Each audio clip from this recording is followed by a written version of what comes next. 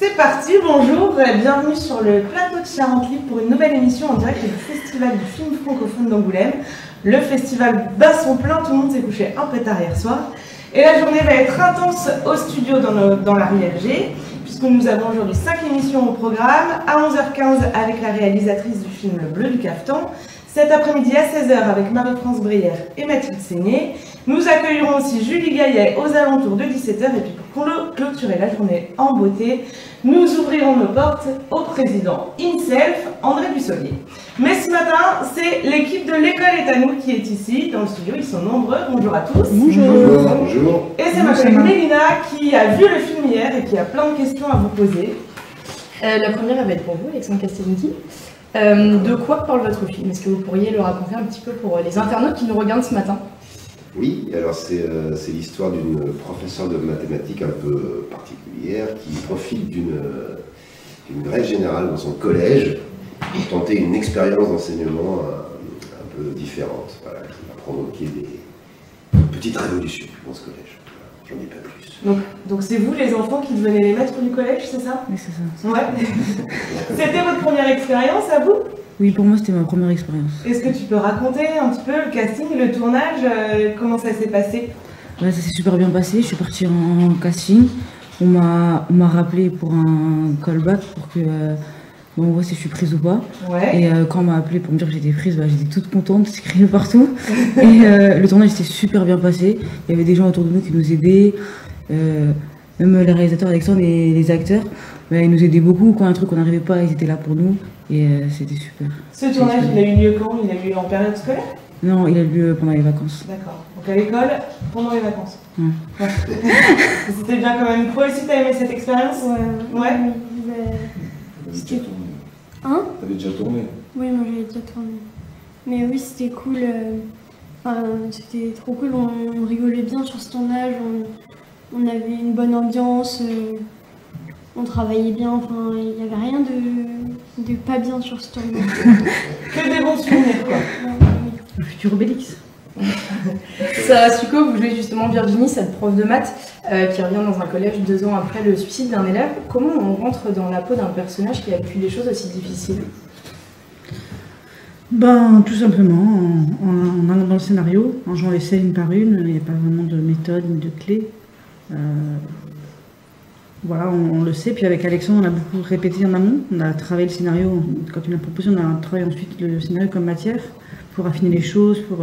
Donc j'ai pu aussi y mettre un peu de moi sur des façons de parler, sur des façons de se bouger. Voilà. Vous auriez pu être prof dans la vie? Ouais, je crois que j'aurais aimé, ouais. C'est vrai? Ouais. Un style en tout cas. Ok. C'est un truc qui me plaisait bien quand j'étais petite. Alexandre, justement, vous réalisez beaucoup de films avec des jeunes. Où vous puisez cette inspiration pour aborder ces thématiques et ici, du coup, plus précisément avec des collégiens? Je ne sais pas. Je sais pas, c'est pas facile de lire non plus son inspiration, mais en fait j'ai envie de raconter des histoires avec des émotions assez pures, et la jeunesse permet souvent de raconter ça. Tout est un peu plus intense que quand on est ado, c'est les premières fois de plein de choses. Je crois que j'ai été marqué aussi par des films quand j'étais jeune, avec des héros qui avaient mon âge. Je suis de la génération Spielberg, quoi. Donc il y avait ce truc de, tiens, un jeune comme ça, qui ressemble à tout le monde, tout d'un coup il arrive une aventure extraordinaire. Et donc je pense que ça m'a vachement influencé dans mes envies d'histoire.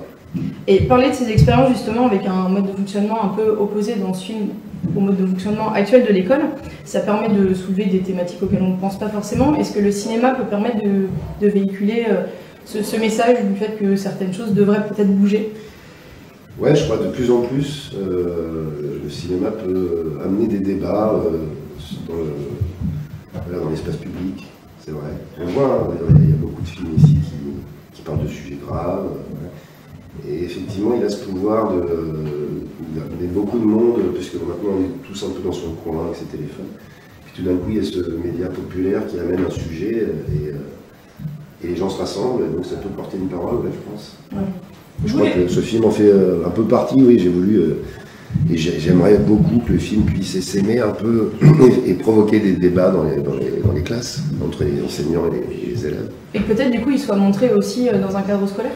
Absolument, ouais, j'espère beaucoup que les profs vont y aller avec leurs élèves parce que le film défend un peu un malaise ou en tout cas un besoin de changement qui est à la fois chez les élèves mais aussi chez les enseignants.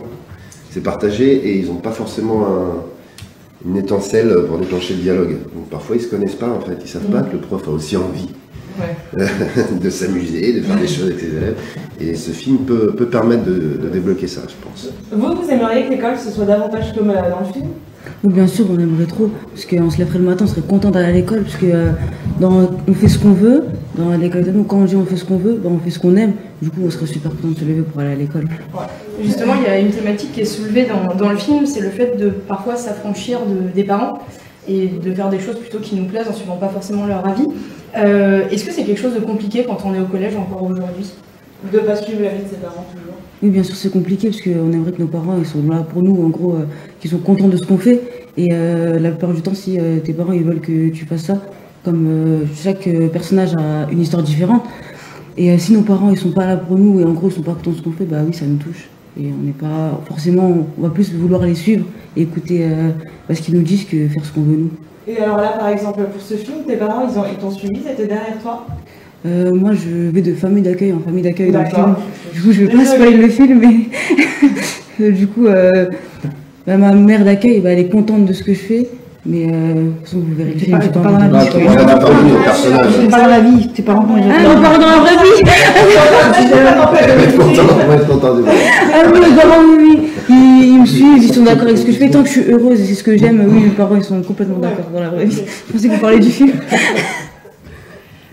Oussama, vous avez déjà joué avec Alexandre. Qu'est-ce qui vous plaît dans ces films? Qu'est-ce qui me plaît dans ces films Qu'est-ce qui vous donne envie d'y jouer? C'est la question. Alors, qu'est-ce qui me plaît dans ces films? Souvent, il y a une moralité derrière. Je ne sais pas si tu as vu tous ces films, Ouais. mais à la fin, il y a toujours une moralité hyper intéressante. Ça paraît, souvent, oui, il y a le thème de l'adolescence. Donc, ce qui est bizarre, c'est qu'il y a 5 ans, 5-6 ans, je jouais l'élève en école.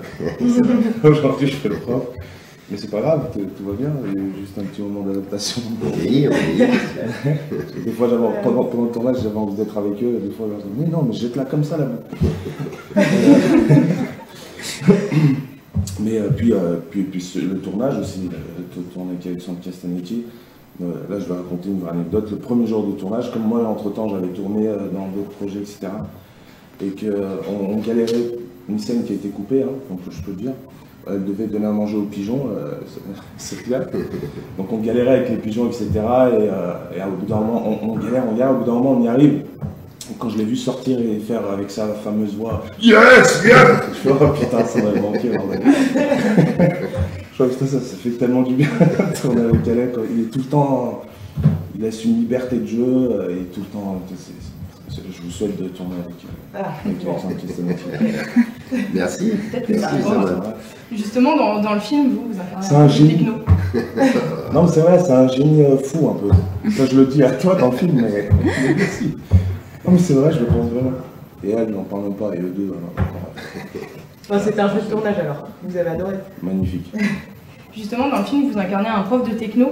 Et à un moment donné, on entend cette phrase « Personne ne sait à quoi servent les profs de techno ». Parce qu'aujourd'hui, vous savez un peu plus à quoi servent les profs de techno. Ouais, tout ce qui est porte-clés lumineux. Boîte à bijoux. Boîte à bijoux.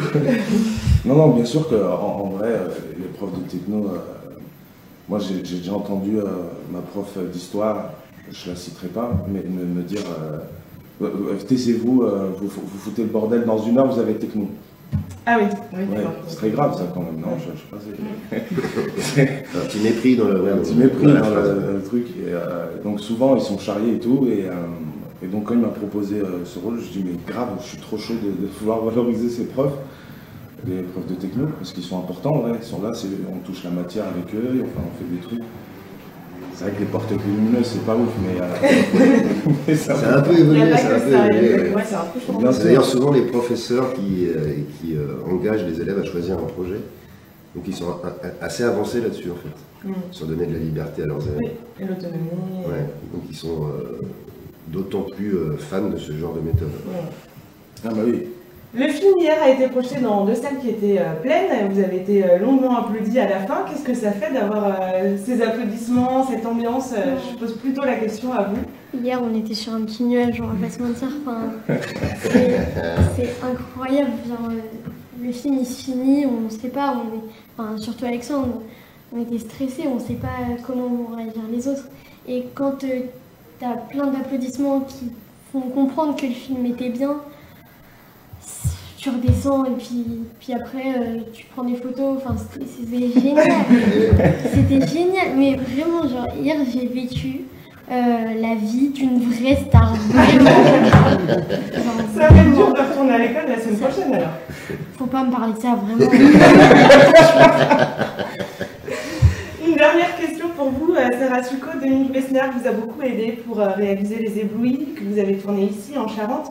Vous revenez dans son festival avec 2 films, un en avant-première, l'autre en compétition, c'est La Page Blanche. Vous êtes un peu ici chez vous en fait, non? Bah, c'est vrai que je me sens bien ici. J'adore cette ville. Je l'avais découverte la première fois quand je suis venue présenter le film Discount, qui avait gagné le prix du public il y a 7 ans. Et j'avais tout de suite aimé, j'aime bien l'ambiance ici, la simplicité avec le rapport avec les gens. On a vraiment le public, on l'a vraiment en réel. Il est très disponible, il nous parle beaucoup, ils n'ont pas peur de venir nous voir. Et après le film, ils sont venus beaucoup. Donc c'est vrai que je me sens bien ici et j'étais trop contente de présenter L'école est à nous parce que je pense que c'est un film très populaire et que le Festival d'Angoulême est un festival populaire, dans le bon sens du terme. Donc, comme disait Gamin, hier en plus on a été vraiment super bien accueillis. Standing ovation, on a eu vraiment des retours très très chaleureux du public. Et on vient pour ça, donc c'est génial. Bon, et bien parfait. On vous remercie en tout cas d'avoir accepté notre invitation et d'être venu nous voir ici au studio. On vous souhaite une bonne fin de festival et une bonne rentrée quand même. C'est pas bien ce que Merci beaucoup. Merci à vous, merci.